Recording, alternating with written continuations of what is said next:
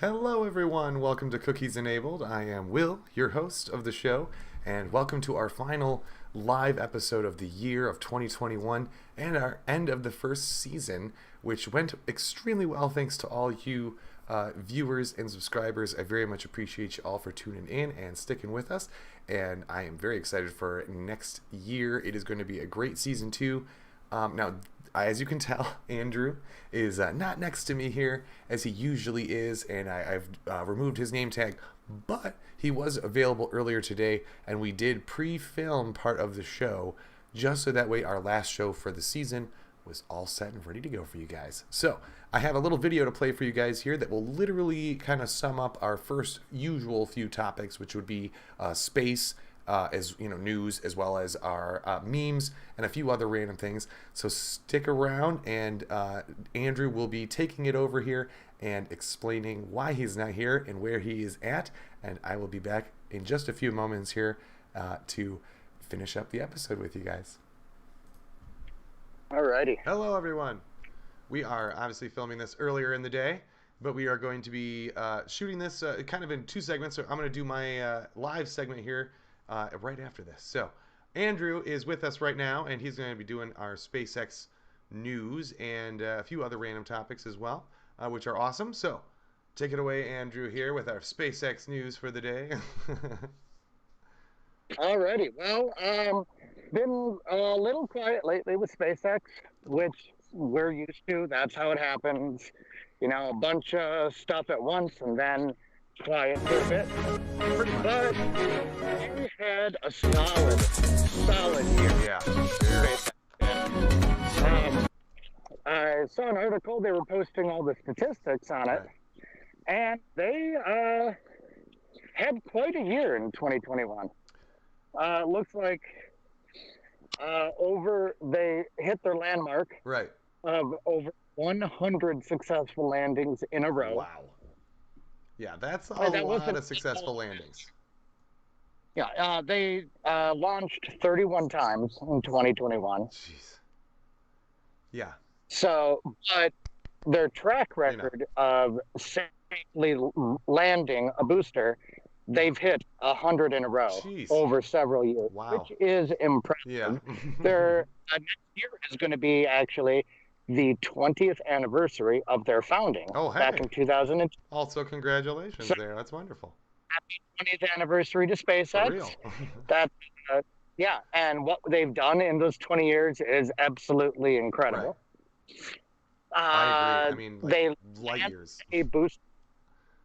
They landed a booster for the 11th time, so reused 11 times last year.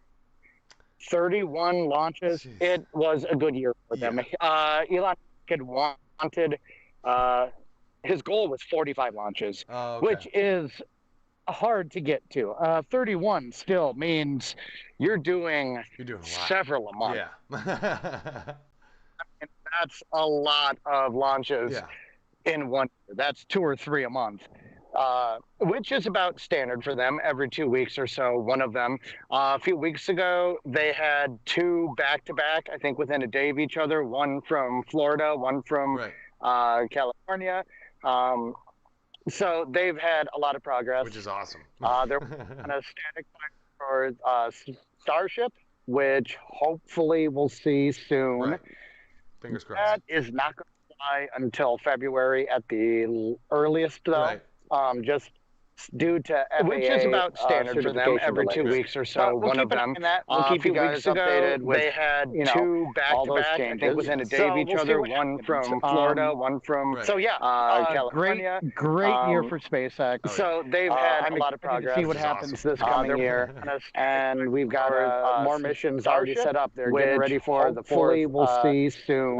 Manned mission to the space station until February. They just launched earliest, though. They just launched a commercial FAA standards every 2 weeks or so. One of them. We'll keep you guys updated. They had two back-to-back research within a day of each other. One from Florida, one from California. Great year for SpaceX. So they've had a lot of progress. See what happens this coming year. I think we've got no matter more what missions are even set up there, with ready for the full we'll see soon. manned mission Starship into the space. and orbited the moon. That would be overshadowed by what could possibly, well, to this point, I would consider the most important and the most, I don't even know how to explain it.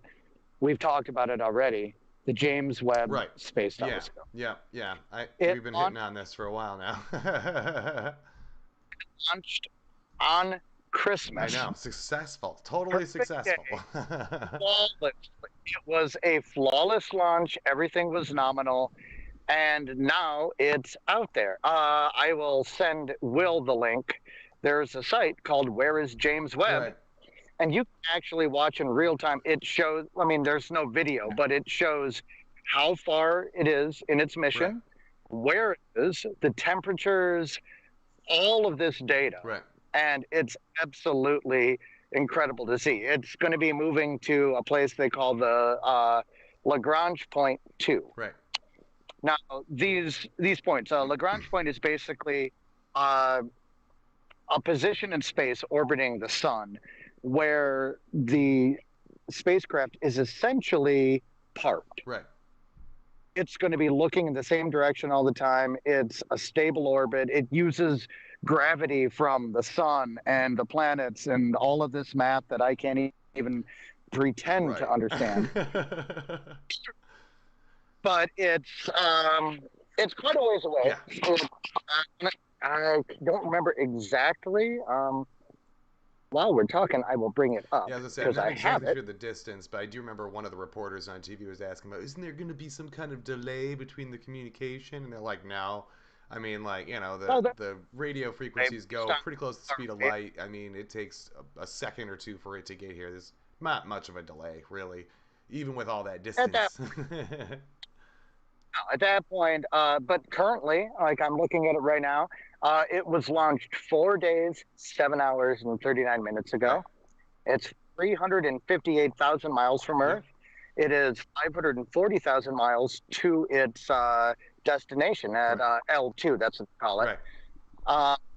It's about 40% of the way through its journey, travel. Yeah, I was going to say. It gets to, and it's going at about half a mile per second, which is really freaking fast. If you can imagine a half mile a second and think 1 second.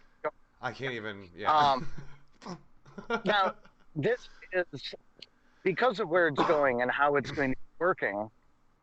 Some of the parts have to be kept at extremely cold temperatures, but the other side is going to be facing the sun, and that's how it's going to get a lot of its energy from the solar panels. And so right now, one of the sides is at anywhere from 20 to 50 degrees Fahrenheit. The other side of the telescope, maybe 20 feet, 10 to 20 feet of difference, is at negative 71 to negative 244. Yeah, way different. But they've deployed the sun shield, just a big pallet underneath it that is going to shield it from all of that heat energy from the sun, also collect some of that solar energy. And that's the first deployment bit.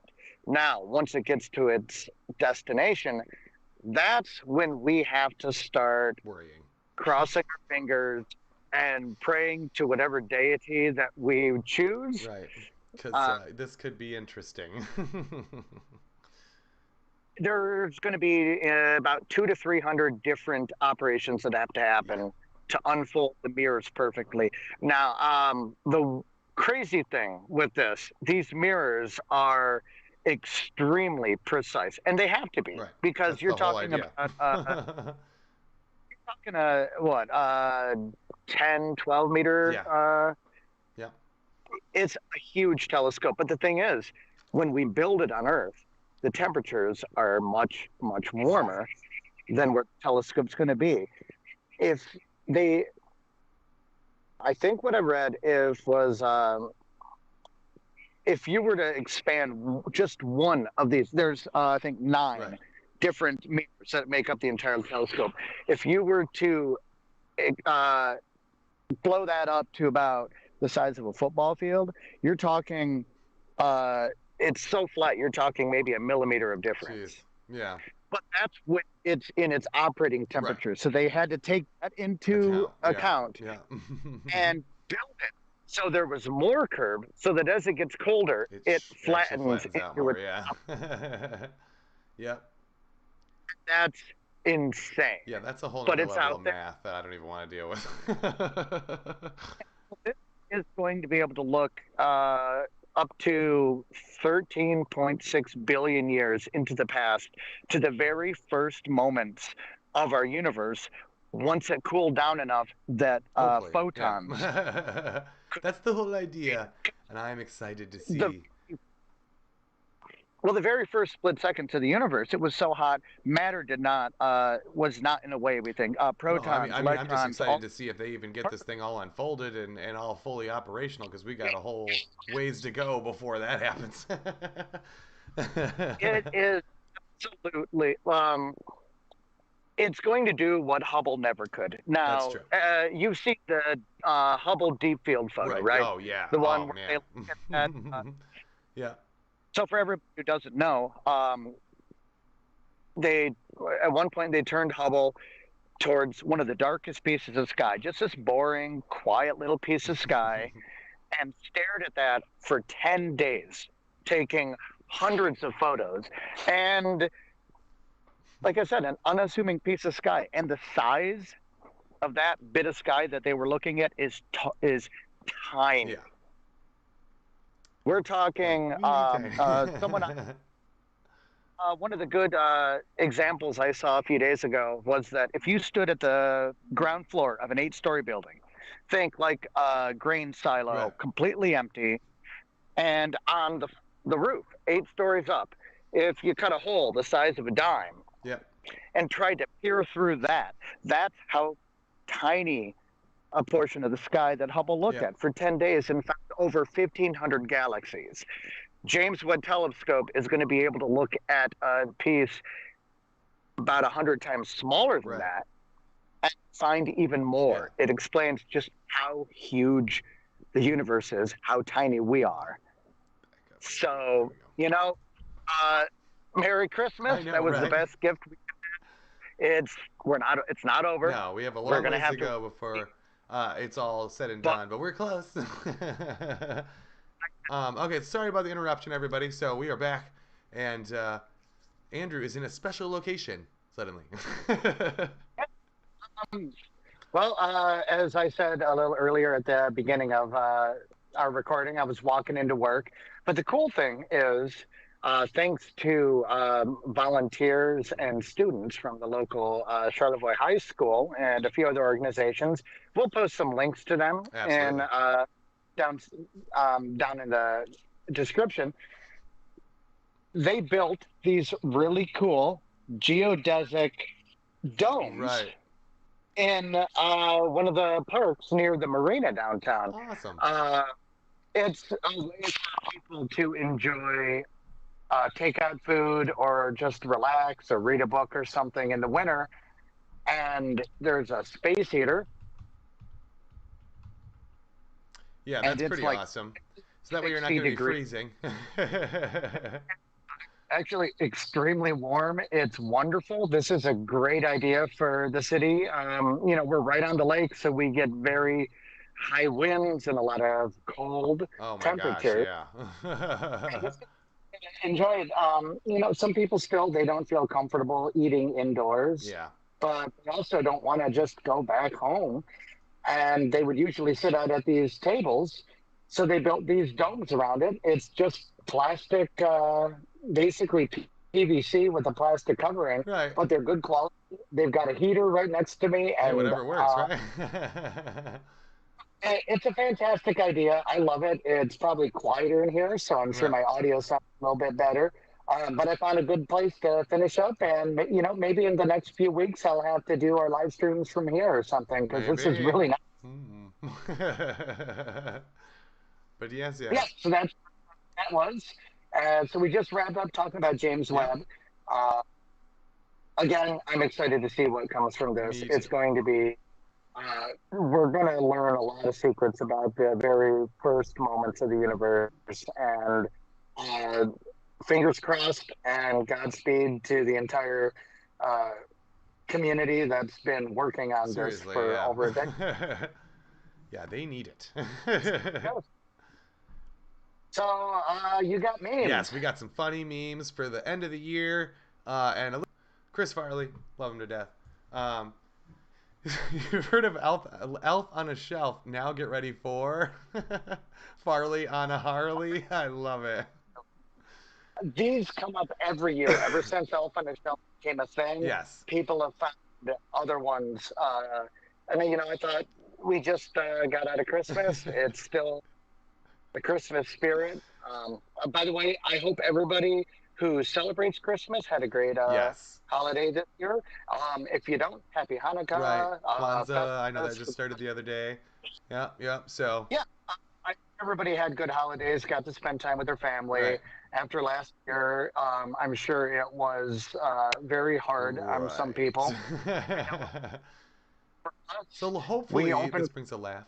like this last year, but this year we got to actually spend it with Right. family. I did It, too. I did get to spend it with family. We were all vaccinated and everybody tested negative ahead of time, so we were all set and ready to go. There was a couple that were like iffy with their tests, so they stayed home, and we miss them dearly. Hopefully they're tuning in to watch the show. Hopefully you guys find these funny. And they are semi Christmas and New Year's oriented. I know last week I had the Feliz Navidad, which I thought was hilarious.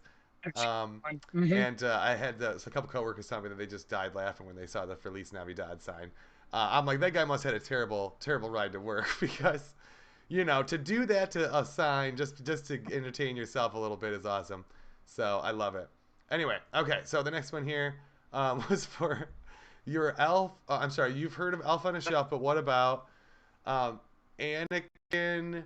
No, I always screw this one No, up.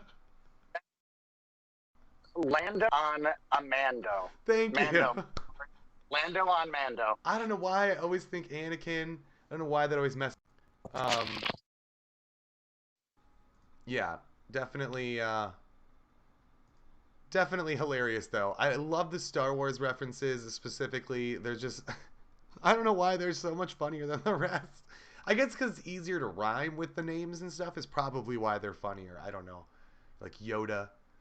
Come on now. Anyway. Oh, definitely. The next one here is the one that I found. Now this one shows three mules pulling what looks like the part of like an RV camper put onto like a wagon essentially. It says dashing down the road in a three mule wide single wide, and it looks like a single wide, like a window as your windshield, and that's what you're using to see down the road. Like, I love this. This is so funny. And these poor mules, they're kind of crammed on the front of this thing. Like, yeah, they definitely need to rethink their living situation if this is how you're getting around during the holidays. So maybe this is the Feliz Navidad guy. Another classic. I'm sure you've seen this one. It's got the elf from Lord of the Rings. I always forget his name. And it goes, WTF is burning CDs. And it shows his like serious face like, it was 3,000 years ago. Or I was there 3,000 years ago. Dot, dot, dot. Like he's going to tell this long, drawn out story about how burning CDs. And it really is. I mean, I still have blank CDs literally right in front of me. And I have a desktop computer with a DVD, CD, Blu-ray player, all that fun stuff in it because it is still helpful. I actually still burn discs occasionally because I can't get my stupid flash drive to work or whatever, and it's just easier to just drag it to the thing and click burn file. But most people don't know what that is. Like that's Oh, that's there's like our another meme. generation mixtapes, There's someone asking, how did you burn CDs? Did you just like put in a blank CD and add music to it? I mean, kind of. I mean, in a way you did, but I mean, that would not be a proper way of doing it because that would be more like a data disk where, like, let's say you're just trying to transfer that file to another computer. It's like a floppy disk in a way, you know? If Basically, you want to burn tracks, that's a different story. Like, you had to it have is a special good software. because you basically just you are literally burning like it uses lasers to Yes. burn these little pits, zeros and ones Yep. onto the disk. But these kids don't know what that is because they grew up with iPods. There's like a tiny ink layer in here that the laser burns, and it creates an image for the reader. But only special lasers can read that ink as well. If you didn't have a special CDR drive, it wouldn't read it. So that was a problem back in the day as well. You know. It's basically a shrunk down, modernized version of how they would encode music onto records. It was pits. Well, the valleys and peaks on a record. Yeah, kind of the same thing, but it works. You know, just a different rotation. Those were sound waves, but CD just reads it as ones and zeros. So it was very similar. But again, I mean, we're at a time when some people don't know how to use a rotary phone. They've never seen a phone book. That's just how, it's just how much the world's changed. That is exactly it. Yeah. Yeah. It's just how it is. So that's our Christmas/New Year's memes for this year. And Andrew has one last topic for us today. This one is about Animal Crossing, which I will be getting very soon here this week. And I'm excited for that. So, speaking of Christmas, my fiance Andy got me a Switch Lite. Yes, love it. I am extremely excited about. He's had one for probably since 2017, I think. Yeah, I was gonna say. I just got mine this last year, and I love it. I play it all the time. Last year when COVID hit, what was it, March? Yeah. In 2020, Nintendo released Animal Crossing New Horizons early. Yeah, it did. Yeah.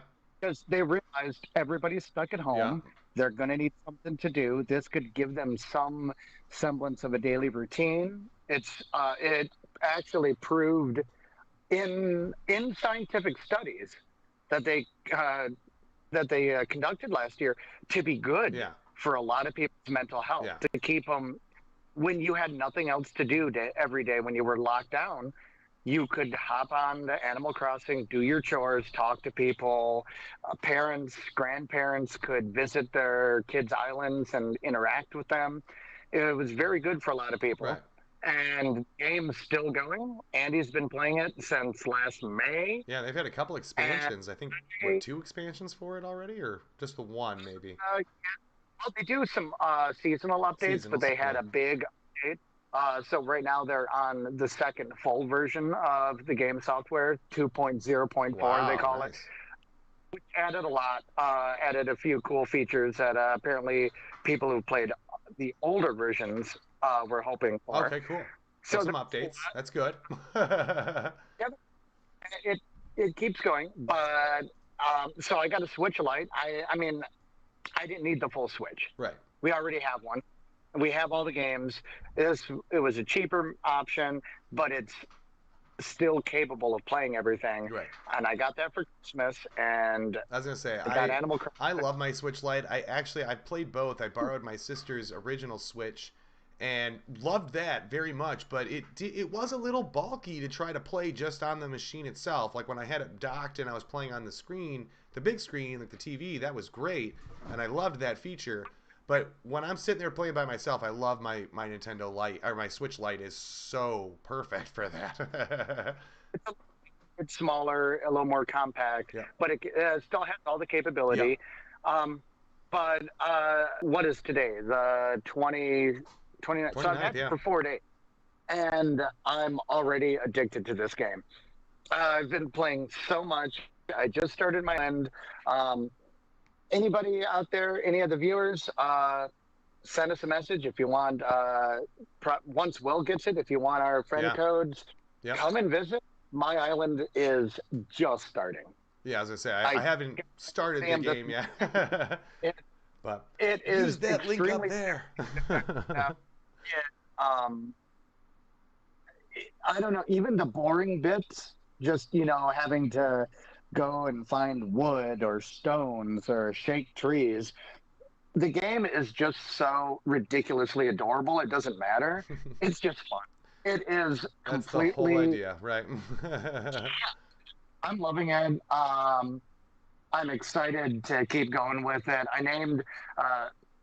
I kind of had an inkling that I was going to be getting one for Christmas whenever Andy and his niece started asking me all of a sudden, if you were to have an island, what would you name it?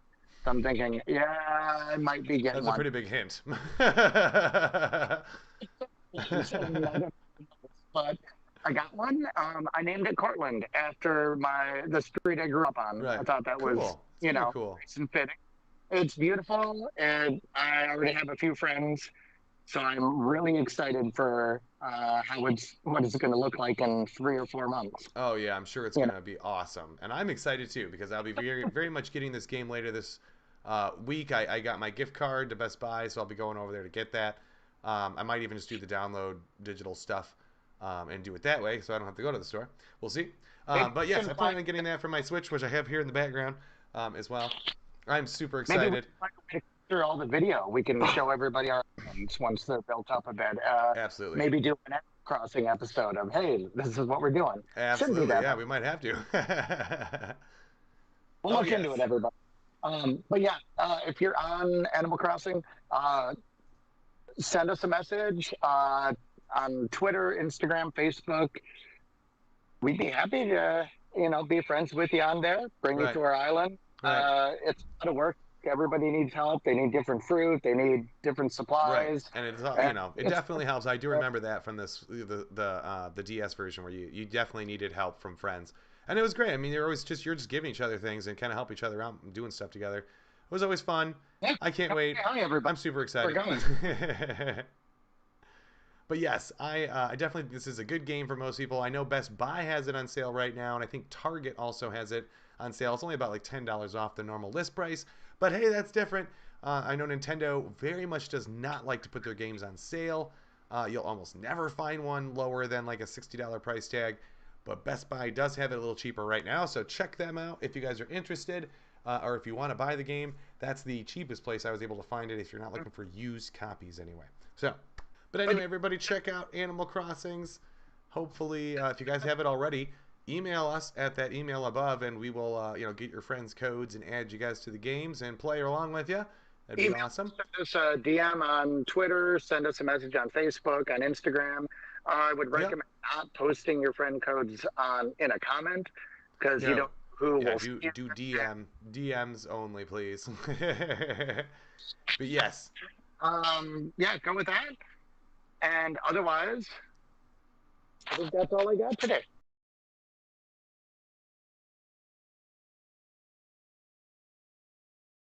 Sorry, I got to make sure my mic was turned back on, but we're back. So hopefully that was a good fill-in, and thank you, Andrew, for filming that earlier with us today and getting that all set up. And I know Animal Crossings is probably a game that a lot of you guys already have, and I'm hoping anyway. So again, make sure you are emailing us your friend codes and whatnot to us, and we'll make sure we get you added to our Switch accounts, and we'll love to play with you. Anyway, so my next topic here for tonight actually is something kind of similar. It is a video game, and it's about animals, but a little different than you're thinking. This is an animal shelter simulator game, literally called Animal Shelter Simulator. You couldn't make it any harder than that. Now, this sounds a little bit more gimmicky than it actually is. So I know you've had all kinds of simulators, like farming simulators and train simulators and flying simulators, all kinds of stuff. This one actually has a purpose behind it. Right now, you can play this game for free on Steam. You can download it to your computer, play it right on there. I definitely recommend giving it a try. It does actually look kind of fun. And I'll play a little video for you here. This will show you some gameplay and kind of what you're going to be doing. So you really are taking care of the animals. You're actually working in a shelter in the game. You have to kind of clean up their cages and play with them and do things, try to actually make them, seem appealing for people to want to come and purchase and whatnot and take away. So it kind of gives you the responsibilities of what it's like to work inside of a animal shelter, but it does look like it's a lot more fun intended, kind of like like The Sims 4, where you're actually like doing things like playing with the animals and stuff. It kind of reminds me of the old animal simulator they used to have on the Nintendo DS, where you could have like an animal or a dog or whatever, and you were pretty much, it was like a Tamagotchi, you're just pretty much taking care of it. The cool thing about this one is that throughout playing the game, apparently users can select up to 10 of their favorite animal shelters around the world that they would like a donation to go to.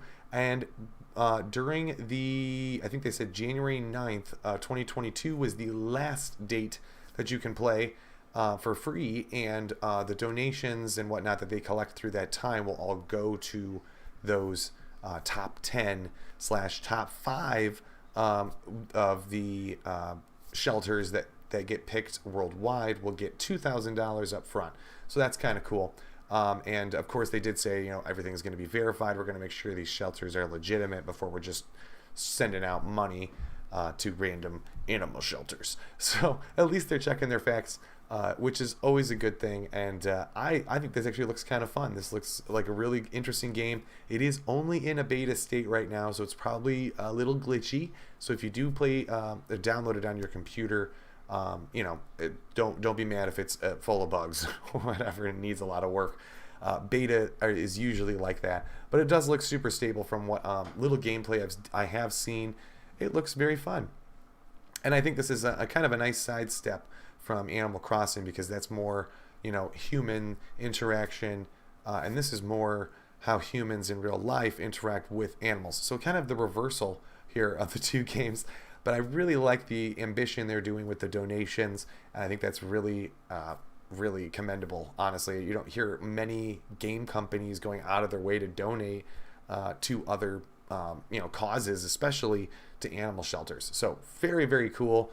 I very much appreciate this, and the game actually looks like a lot of fun to play. I really got to say, I might actually download this later and play it on my computer and something, just see how it goes. And definitely want to say shout out to Evie, because I know she's always looking for animal stuff, and I'm always trying to find the best I can. I know you should probably be able to download that and play this on the computer, so give that a try. I'll put the links in the source links below in the description for you guys after the show. And I do have technically 2 other topics for you. One other one is kind of gaming related. I think we all remember Sonic the Hedgehog, and apparently Sonic/Sega has teamed up with Lego to officially announce they're coming out with their own Sega Lego editions. Now you can actually order these right now from the Lego website, and again we'll post the link below. And they are super, super cool. They came out with this really nostalgic commercial, kind of like a 90s throwback, but that was really the Sega age, especially when it comes to Sonic the Hedgehog. I mean, there was a TV show, there was cartoon movies, there was a bunch of games for the Sega, and then these games got repurposed over the years, which you'll see in this video here. He originally puts it in his Sega Genesis to play his original, and then it kind of zooms into the TV and zooms back out. Now he's playing on his Game Gear, which was also another Sega system. Zooms in, zooms back out, and now he's playing on the Dreamcast, which I thought was really kind of cool too, because this was the last Sega system that really came out. And he goes and it just kind of shows more and more time is passing. Now suddenly he's playing on an Xbox 360 if you look really closely, and again on a 360 / Xbox One game, and voila, now suddenly he's holding the Lego Sonic in his hand, and he's gonna go put him on his little stand over here. So this is a really cool kind of transition of where Sega has been over the years and where they've brought Sonic. Obviously we just had a Sonic the Hedgehog movie come out, which did super well, and in fact it's so well they're making a sequel, and it's already like mostly done. So that'll be coming out in 2022 as well. So keep an eye out for Sonic the Hedgehog 2, which should have Tails in it, just like the video game. So I thought this was a really nice throwback to not only the original Sega systems, which are becoming extremely popular. There was even word that there might be a Dreamcast Mini in production, coming out at some point, which will, again, just like all the other MIDI consoles, it'll have a bunch of games pre-built into it. And if it's anything like the original Dreamcast, it'll probably allow you to connect it to the internet and download more or do something crazy stupid. So we'll see. I don't know if any of that's actually going to happen. It's very much in the rumor mill. It's been churning for almost the whole year of 2021 with no official word from Sega, except for this Lego set, which is super, super cool. Now, if you're interested, again, I'm going to post this on the descriptions below and in the source links. You will find the Lego link to go buy this. Now, it is not cheap. Like most Legos, the price skyrocketed during the 2021 lockdown, and supply and demand and plastics like went up 300% in price. So not surprised there. That's literally what these are made out of. So this is $69.99. Not a cheap price for some Legos, but they are collectible. You better believe they're only going to make this probably for a year or two. They'll probably release a few other Lego editions of Sonic stuff, and then they'll probably call it quits for a while. So get them while you can is pretty much what I'm going to say there, because these are super cool. I feel like this is going to be one of those collectible items you're going to see in 30 years pop up online for like $600 to $6,000 or something for Sonic Legos. So we'll see. Keep that in mind. Maybe that $70 price tag doesn't sound so bad after all. Okay, and our last topic of the day is actually what Andrew was talking about earlier. He sent me the location, and he was out in Charlevoix, Michigan, which, if you take a look at your map of Michigan, actually, I should probably reverse it for you guys here. He is way up here in this section of the hand. So I'm going to show you guys that on a map here as well. But this is what these igloos look like. They're not actually made of snow. Like he said, it's PVC piping and then some plastic draped over the top. And they put heaters in there to kind of keep you from obviously getting super cold and not wanting to go sit in them. Now, these are in a park area that's located pretty much right next to like a little business district area as well. And one of the tents, there's 3 igloos total. One of them actually has a table, and I think it said 6 chairs. And then there was the other 2 were just a total of 8 chairs kind of in a circle in there for you to do groups. Now, it's first come, first served basis, obviously. You can reserve them on the website for free. It doesn't cost any money to do so, but you can reserve them if you would like to. It's a really nice little location. They look super comfy in there, and I bet you it's a lot warmer than it seems, especially being that right next to the water. It's usually a really cold situation, especially in Michigan. Let me show you guys this on a map. Again, imagine my little hand up here.